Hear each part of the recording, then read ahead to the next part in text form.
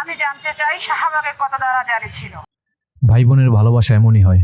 ওসমান হাদির বোনকে বলা হয়েছিল আজকের প্রতিবাদ জানানোর দরকার নেই, আজকের লোকসংখ্যা বেশি উপস্থিত নেই, কিন্তু তিনি তা শোনেননি। তিনি বলেন উপস্থিত যে কজন আছে তাদেরকে নিয়েই প্রতিবাদ জানাবো।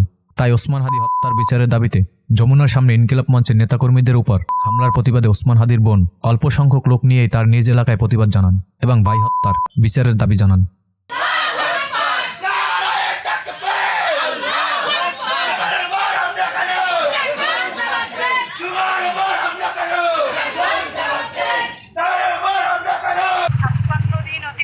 হয়ে যাবার পরেও ওসমান হাদি হত্যার কোনো সুষ্ঠু তদন্ত সরকার আজ অবধি আমাদেরকে দিতে পারে নাই।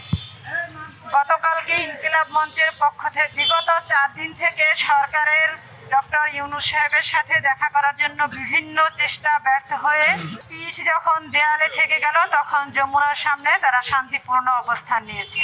এই শান্তিপূর্ণ অবস্থানের মধ্যে পুলিশের ন্যাক্কারজনক হামলা, ইনকিলাব মঞ্চের কর্মীদের উপর জঘন্য বর্বর হামলা, ছাত্র জনতার উপর হামলা এর তীব্র নিন্দা জানায়। তারই সাথে সাথে জাতিসংঘের তত্ত্বাবধানে ওসমান হাদি হত্যার সুষ্ঠু তদন্তের দাবি জানায় এবং শাহবাগে এখন শোনা যাচ্ছে যমুনার সামনে 144 ধারা জারি ছিল, 144 ধারা ভঙ্গ করছে। আমি জানতে চাই শাহবাগে কত ধারা জারি ছিল। শাহবাগে তো কোনো ধারা জারি ছিল না, তাহলে শাহবাগে কেন ছাত্র জনতার উপর হামলা হলো এর তীব্র নিন্দা জানাই। এই যদি নির্বাচনের আগে এই যদি প্রশাসনের অবস্থা থাকে, তাহলে সেই প্রশাসন কিভাবে সুষ্ঠু নির্বাচন তুলতে পারে, এটা আপনাদেরকে প্রশ্ন রেখে গেলাম।